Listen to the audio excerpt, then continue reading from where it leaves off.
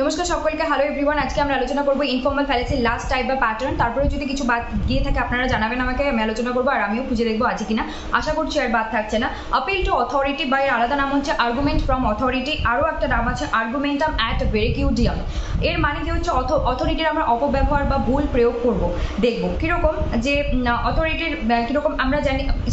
Stephen Hawkings একজন গুরুত্বপূর্ণ ব্যক্তিত্ব এবং এনারা অনেক মানে একটা অথরিটি পজিশনে আছেন, ওনাদের কথা সবাই মানেন। তিনি বলছেন ভগবানের অস্তিত্ব নেই, তাই আমাদেরকেও মানতে হবে। এই যে অথরিটি বলছেন তাই আমাদের মানতে হবে। ঠিক যেরকমই আলেকজান্ডার পোপ এবং ফ্রান্সিস বলছেন ভগবানের অস্তিত্ব আছে, এনারা অথরিটি, এনারা বলছেন তাই আমাদের মানতেই হবে।